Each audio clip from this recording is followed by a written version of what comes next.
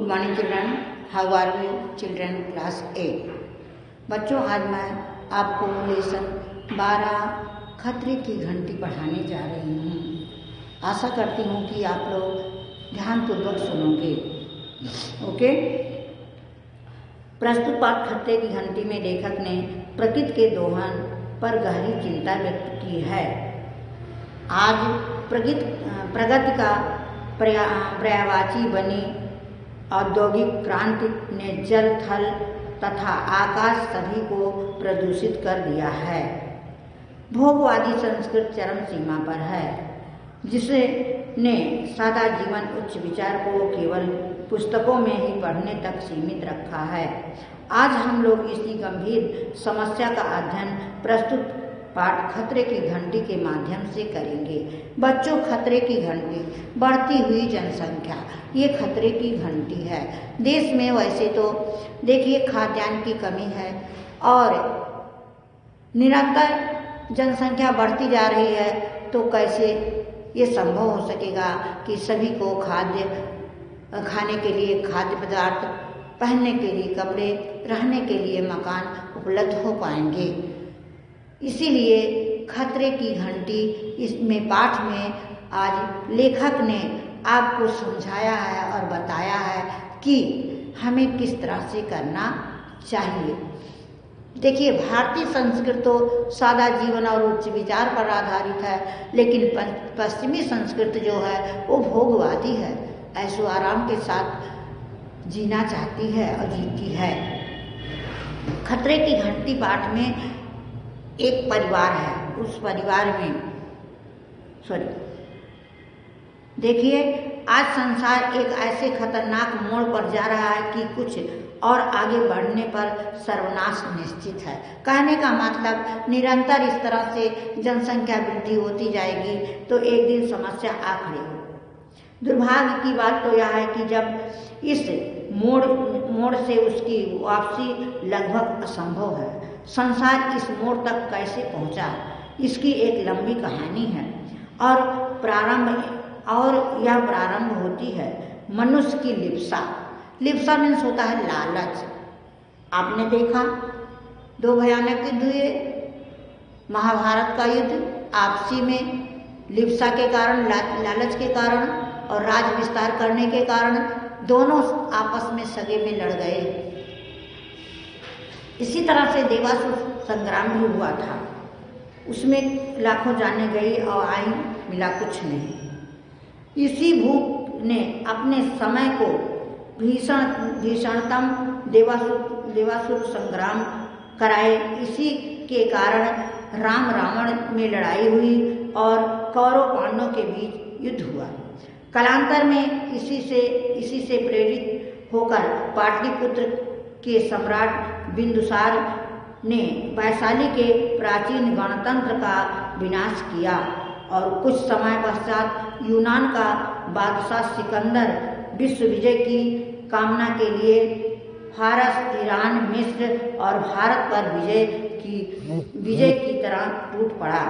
इसके बाद रोमनों को इस भूख ने सताया तो उन्होंने सारे यूरोप और मिस्र को अपने घोड़ों की टॉपों से रौंद डाला। आगे चलकर अरबों ने पूर्व में भारत और पश्चिम में स्पेन तक अपनी तलवारें की चमक से लाखों को आतंकित किया। बच्चों, कहने का मतलब ये है कि देखिए, कौरव और पांडवों का लड़ाई, राम और रावण की लड़ाई, देवासुर संग्राम, ये सब आप सम्राट अशोक का कलिंग का युद्ध, ये सब लिप्सा और लालच के कारण ही हुआ। और क्या करने के लिए? अपने राज्य को बहुत बड़ा विस्तार पूर्वक बनाना। मनुष्य की सब कुछ हड़पने की लिप्सा के कारण सिकंदर विश्व विजय के अभिमान से लेकर 15वीं शताब्दी के प्रारंभ तक संसार में छोटे बड़े अनेक युद्ध हुए। इन युद्धों में अनगणित लोग मारे गए। कई संपन्न नगरों का वैभव उजड़ गया। नगरों का नामो निशान मिट गया। अनेक राज बने और मिटे। इतना विनाश होने पर भी मनुष्य की अक्षय भूख न मिट रही है। प्रस्तुत दिनों में भी भड़कती हुई और इसका कारण यह है 15वीं शताब्दी में यूरोप में जागरण की एक लहर पश्चिमी इतिहासकारों ने नरेशा का नाम दिया। यूरोप में जागरण की लहर का सूत्रपात किया और जर्मन पादरी ने, जिसका नाम मार्टिन लूथर ने आर्थिक पाखंडों और सड़ी गली रूढ़ियों का जमकर विरोध किया। जागरण की यह लहर धीरे धीरे सारे यूरोप में फैल गई। इतने में लोगों में लीक से हटकर सोचने की एक विशेष तर्क शक्ति जागृत हुई। वे हर बात में कार्य कारण संबंधों की खोज करने लगे। अपनी इस चेतना के बल पर उन्होंने नाना प्रकार के प्राकृतिक सिद्धांत ढूंढकर निकाले। इसके बल पर उन्होंने अनेक महत्वपूर्ण आविष्कार किए। यह वैज्ञानिक युग का प्रारंभ था। कहने का मतलब, जब लोग एक दूसरे के राज्यों को हड़प कर अपना राज विस्तार करने की लालच में पड़े, तो वहाँ जा कर के एक नए नए तथ्यों की खोज करके और नए नए चीज़ों को देखकर लोगों को भरमाने लगे और सभा करने लगे और लोग उनके बहकावे में आने लगे। इन आविष्कारों में सबसे उपयोगी आविष्कार था भाप की शक्ति। भाप की शक्ति से इंजन चला। इंजन से रेलगाड़ियाँ, steamer, road roller, flour mill के अनेक कल कारखाने चालू हो गए। इससे श्रम और समय की बचत हुई और धड़ाधड़ उत्पादन हुआ। धड़ाधड़ उत्पादन में से यूरोप का बाजार माल से पट गया। इस प्रकार यूरोप में एक यांत्रिक चेतना उत्पन्न हुई। इस यांत्रिक चेतना ने औद्योगिक क्रांति को जन्म दिया। जैसे जैसे ज्ञान आगे बढ़ता गया और औद्योगिक क्रांति की परवाह चढ़ती चली गई। वर्तमान युग को औद्योगिक युग कहना गलत ना होगा। आज उद्योग धंधे ही किसी राष्ट्र की संपत्ति की कुंजी बनते जा रहे हैं। बच्चों, कहने का मतलब, पहले के ज़माने में आप नानी दादी और बाबा से सुनते रहे होंगे कि हम सब साइकिल से चलते थे। आज ये छोटे से छोटे लोग गाड़ी और मोटर से चल रहे हैं। क्यों? क्योंकि पैसे की अधिकता है और समय का कमी है। इसीलिए लोगों की लालच बढ़ती जा रही है। आप अपने ही घरों में देख लीजिए, दादा बाबा के समय में चूल्हा जलता था, लेकिन अब गैस में खाना बन रहा है। लोग ऐसे धुले धुलाए कपड़े पहनते थे, अब बिना प्रेस किए कपड़े नहीं पहनते। इस तरह से तमाम चीज़ें हैं। गर्मी के दिनों में लोग बगिया में और बेना डुला के काम करते थे, लेकिन आजकल पंखा है, कूलर है और एसी में लोग रहने लगे। ज्यों-ज्यों विलासिता संबंधी चीज़ें बढ़ती जा रही हैं और मनुष्य की आवश्यकता बढ़ती जा रही है, त्यों-त्यों हमारे ऊपर समस्या का समाधान खड़ा हो रहा है और हम लिप्सा के कारण, एक दूसरे के देख रेख के कारण उसी में विलीन होते जा रहे हैं। अब देखिए, जैसा कि ऊपर बताया गया है कि तरह तरह के उद्योग धंधे से तैयार माल से यूरोप की मंडियां पड़ गईं। इसकी खपत के लिए यूरोप का बाजार कम पड़ने लगा। फलता यूरोप से बाहर बाजार की खोज के लिए नए नए देशों की खोज का सिलसिला चालू हुआ। कुतुब मीनार के आविष्कार ने इस काम को और सरल बना दिया। यूरोपीय व्यापारियों द्वारा नए देशों की खोज का प्रमुख लक्ष्य था भारत का रेशम, गरम मसाले, मोती मूंगा आदि रत्न, महीन सूत के थान यूरोप की विभिन्न मंडियों में स्थान पा चुके थे। कहने का मतलब, यातायात आने जाने के कारण हमारे देश की चीज़ों को वो सस्ता खरीदते थे। अपने देश की चीज़ों को महंगा दे करके हमारे देश को लूटना चाहिए। हमारे देश में चारों तरफ समुद्र है, हीरा मोती मूंगों का खान है। हमारे देश में अनाज का खान है, जो कि गरम मसाले हैं, काली मिर्च हैं, ये सब मोती मूंगा रेशम, भारत का रेशम, ये सब हमारे देश में होता है। हमारे देश की चीज़ों में अपने देश में ले जा करके सस्ता सस्ता बेचे और अपने देश की छोटी चीज़ों को लाकर जैसे 10 पैसे का सामान 50 पैसे में 20 पैसे में बेचने लगे।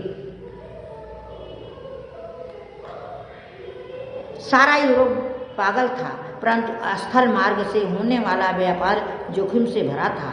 अतः यूरोपीय नाविकों ने समुद्री मार्ग से भारत तक पहुंचने का मार्ग खोजने की होड़ लग गई। फलतः सन 1487 में डियाज नामक एक पुर्तगाली नाविक ने अफ्रीका के पश्चिमी तट के साथ दक्षिण की ओर चलकर इस विशाल भूभाग के दक्षिण ओर का पता लगाया। सन 1492 में कोलंबस ने भारत की खोज के सिलसिले में अन्य अपरिचित विशाल भूभाग का पता लगाया, जिसे अमेरिका नाम दिया गया। सन 1498 में एक पुर्तगाली नाविक वास्को डी गामा ने भारत के पश्चिमी तट पर अपना बेड़ा उतारा। अब सारी दुनिया यूरोपीय नाविकों की मुट्ठी में थी। यूरोप के वे दुस्साहसी नाविक संसार के समुद्रों पर छा गए। कहने का मतलब, जब विदेश वाले हमारे देश में आने के लिए समुद्र तट का रास्ता खोज निकाला और अपने साथ ढेर सारे माल को ला करके हमारे देश में बेचना स्टार्ट कर दिया। इसके बाद की कहानी यूरोपीय देशों द्वारा अफ्रीका, एशिया, अमेरिका और ऑस्ट्रेलिया ने छल बल से अपने उपनिवेश स्थापित करने की कहानी है। इसमें अमेरिका तो अंग्रेजों के चंगुल में ही शीघ्र आज़ाद हो गया था। शेष उपनिवेश भारत के स्वतंत्र होने के बाद आज़ाद हुए। 400-450 वर्षों तक यूरोपीय देशों ने अपने अधिकृत उपनिवेशों को ही भरकर लूट खसोटा।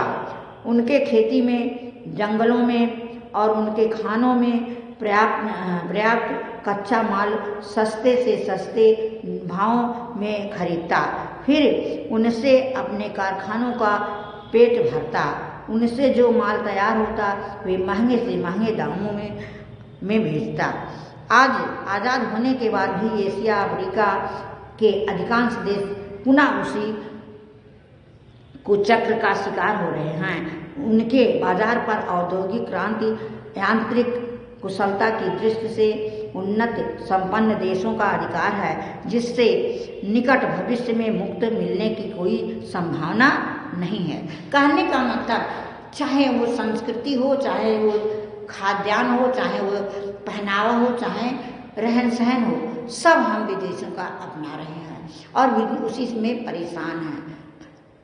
इसलिए ये खतरे की घंटी कहा गया है इस पाठ को, कि हम ज्यों-ज्यों हमारी लिप्सा बढ़ती जाएगी त्यों-त्यों खतरे की घंटी हमारे सामने खड़ा होगा। ओके बच्चों, अब हम देखते हैं पाठ में प्रश्नोत्तर है, बढ़ती जनसंख्या को कोड़ में खाज क्यों कहा गया है? बढ़ती जनसंख्या को कोड़ में खाज इसलिए कहा गया है कि एक तो देश में वैसे ही खाद्यान्न की कमी है, ऊपर से निरंतर जनसंख्या बढ़ती जा रही है। प्रश्न 2 है, बढ़ती जनसंख्या खतरे की घंटी कैसी है? बढ़ती जनसंख्या खतरे की घंटी इसलिए है कि यदि इसी प्रकार जनसंख्या बढ़ती गई तो ना तो खाद्यान्न उपलब्ध होगा, ना ही अन्य साधन ही उपलब्ध हो सकेंगे। भारतीय संस्कृति और पश्चिमी संस्कृति के मूलतः कारण बताओ। भारतीय संस्कृति और पश्चिमी संस्कृति में मूल कारण यह है, भारतीय संस्कृति सादा जीवन उच्च विचार पर आधारित है और पश्चिमी संस्कृति भोगवादी है। बच्चों, ये आप क्लास वर्क में करोगे।